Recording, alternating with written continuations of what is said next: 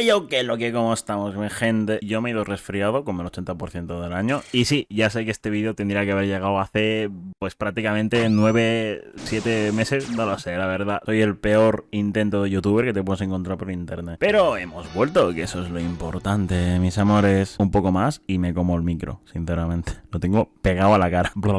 Bueno, ya sabéis cómo va esto. Una breve introducción, unas cositas random de vez en cuando y luego ya pues viene la explicación. Por fin, este año voy a saldar mis deudas, ¿vale? A ver, yo tengo un margen de 12 meses para subir las dos partes que quedan de Nintendo. Yo creo que entre febrero y octubre, yo creo que estarán las dos partes subidas. Es un margen bastante razonable, sinceramente. Bueno, ya fuera bromas, que me enrollo más que las persianas, vamos a darle con el vídeo de hoy, que es la tercera parte de la historia de Nintendo. Espera, ¿cómo? Ah, no, que es la segunda parte.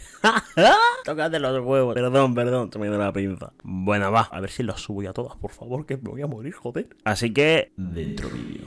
Nos habíamos quedado en el lanzamiento de la monstruosa Game Boy y sus 118,69 millones de copias vendidas globalmente. Y tras esta victoria, pues Nintendo en 1988, que le sabía el lore de las finanzas, decidió hacer caso a los consumidores creando una línea telefónica de asistencia. Además, también creó la revista Nintendo Power, la cual generaba 1,5 millones de ejemplares anuales. La revista se centraba en explicar consejos para según qué juegos y algún que otro truco y próximos lanzamientos, creando lo que vendría a ser una comunidad global de su marca. Al mismo tiempo, y tras el éxito de la NES, los personajes de Super Mario Bros. Saltaron a la gran pantalla, con un show llamado The Super Mario Bros. Super Show. Demasiado super en un título, por favor, cambiad. Además, crearon una versión animada de The Legend of Zelda, y esta cosa también la crearon, no pienso explicar qué es, ¿de acuerdo? Vosotros buscad en YouTube Capitán N y me decís qué es esto, ¿vale? Porque yo lo he pasado mal. Siguiendo con la NES, surgieron muchísimos dispositivos con la arquitectura de 16 bits, tales como el PC Engine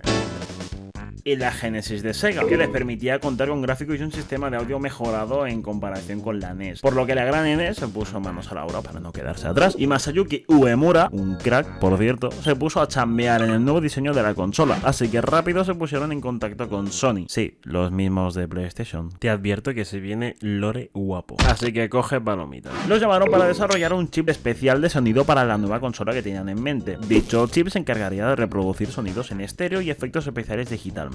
Además, en la parte del mando se añadieron más botones para tener más opciones a la hora de jugar y para que sea mucho más cómodo. Además, el procesador era mucho más avanzado. Pero en ese momento y preciso instante apareció su competidor más legendario. Resulta que Sega se había dispuesto a ganar a Nintendo de cualquier forma posible, por lo que tras años de arduo trabajo sacó la Mega Drive o Genesis para las Américas, la cual era muy superior en todos los aspectos a la Nintendo Entertainment System, adelantándose además a la era de los 16 bits. Pero consola hizo su Nintendo...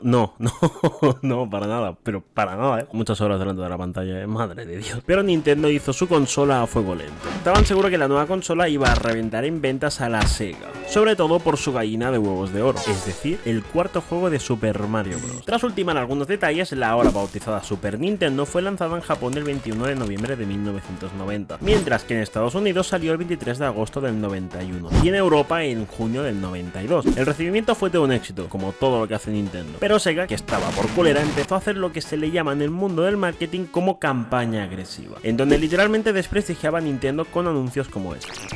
16-bit arcade graphics.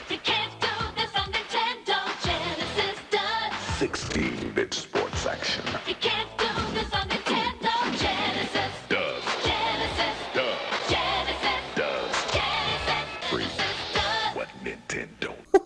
Hijos de puta. Genesis hace lo que Nintendo no. Eso sí que eran buenos comerciales, no como los de ahora. Bueno, sigamos. Sumado a esto, el precio de la Sega era menor que el de Nintendo y además regalaban el Sonic en las consolas. Pero la gran N no se cayó y empezaron a hacer anuncios difamando a Sega y desmintiendo las falacias dichas por esta. El tiempo le dio la razón a Nintendo, ya que pasó a ser la consola más vendida de esa generación, con más de 49 millones de unidades vendidas, excepto en Brasil. Allí ganó la Sega por goleada histórica. Pilla la referencia porque Brasil, goleada histórica.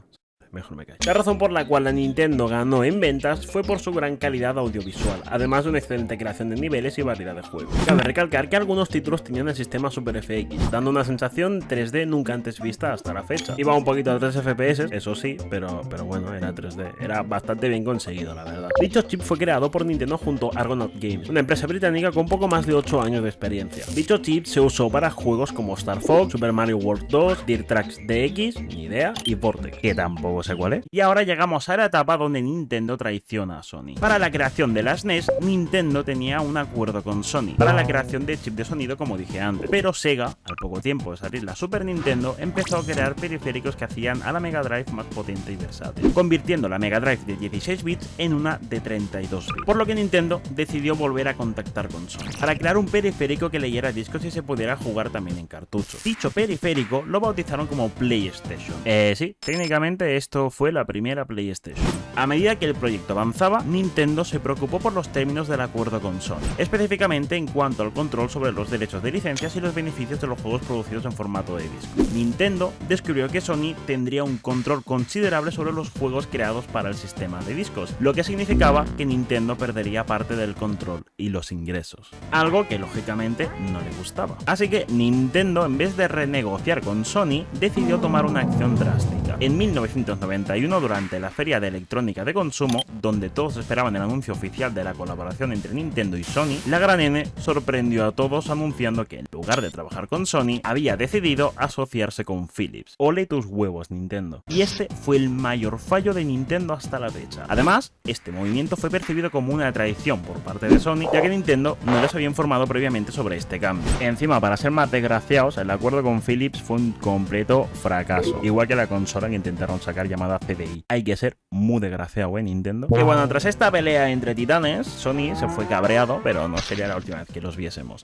A mediados de 1993, Nintendo y Silicon Graphics anunciaron una alianza estratégica para el desarrollo de la siguiente consola, esta vez con una potencia gráfica de 64 bits. Pero antes de eso, y sabiendo que tardarían en sacarla, Yamauchi le dijo a Gunpei Yokoi que debía crear una consola alterna mientras la principal estaba en desarrollo. Básicamente se acercó a él y dijo: bro, necesito una consola alterna porque no me da la vida, así que a currar que para algo te pago. Así que el máquina de Gunpei se puso manos a la obra con un proyecto bastante ambicioso. Se trataba de una tecnología nueva de realidad virtual creada por Reflection Technology. Durante el proceso, Gunpei sabía que no podía ponerle LEDs porque era muy caro y el dinero estaba dirigido mayormente a la próxima consola principal, por lo que optó por ponerle un tono rojizo. Además, se había de tener en cuenta que la consola fuera también portátil, aunque madre mía, tremendo armazos te salió, la verdad. Pero bueno, aquí a Gunpei le pasó lo mismo que a Howard Warshaw con ET, ¿os acordáis?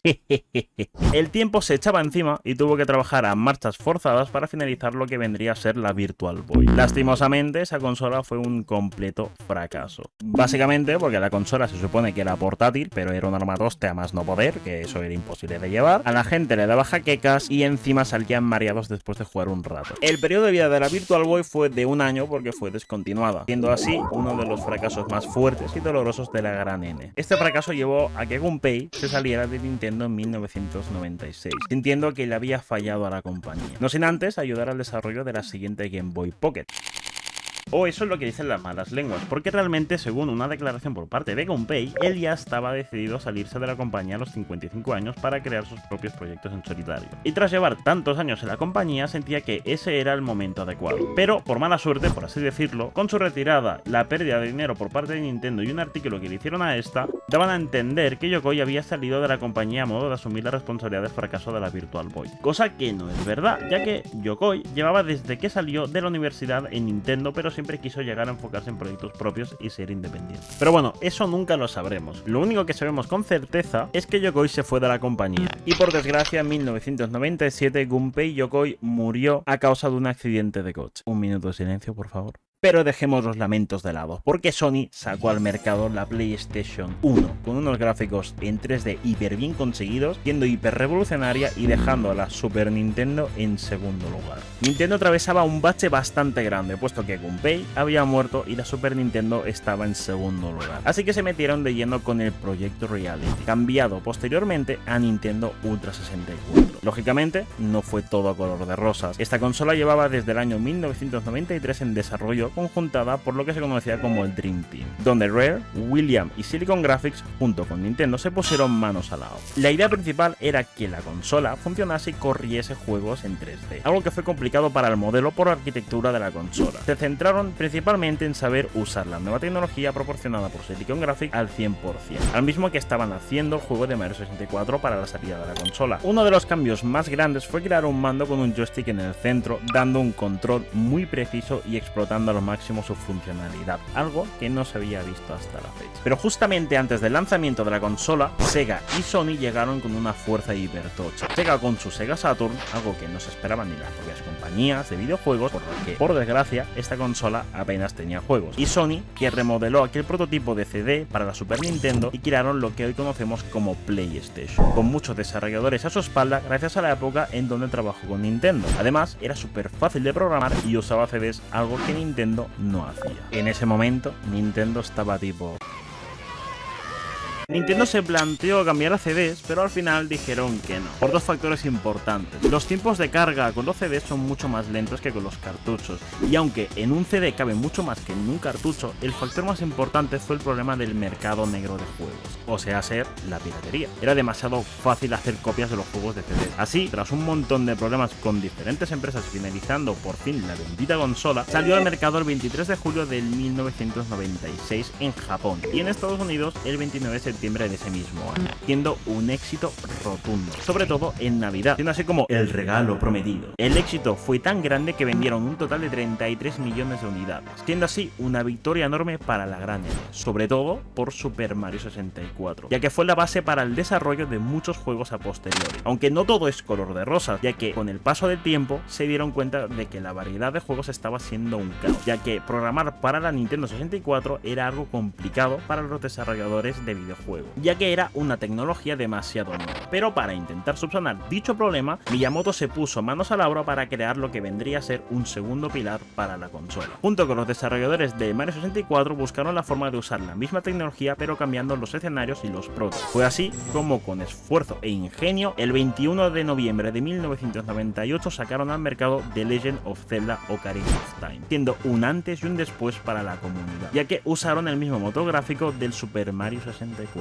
Pero aquí vino un problema realmente tocho. Aunque fue un rotundo éxito y con 33 millones de consolas vendidas, la Nintendo 64 no fue la consola más vendida, ya que PlayStation le quitó el podio, que ni teniendo experiencia en el mercado supo usar sus contactos y habiendo reclutado una pequeña pero importante cantidad de publishers, vendió un total de 102 millones de consolas en todo el mundo. Madre de Dios bendito. El caso es que, aunque fue una segundona, la Nintendo 64 fue una referente en muchos aspectos. Aparte de aflojar la política y requisitos para sacar los juegos en su consola, también fue el primero en poner vibración en el mando y los joysticks analógicos. Los juegos más vendidos fueron Super Mario 64, Mario Kart 64, como no, The Legend of Zelda Ocarina of Time, increíble, GoldenEye 007, Super Smash Bros, Pokémon Stadium, Donkey Kong 64, Star Fox 64, todo con el 64 detrás, claro que sí, marketing a más no poder, y Paper Mario. Paralelamente al éxito de la Nintendo, la Game Boy se volvió tendencia gracias a la renovación de la consola, sacándola en color y sobre todo por el juego de Pokémon, que fue un éxito total.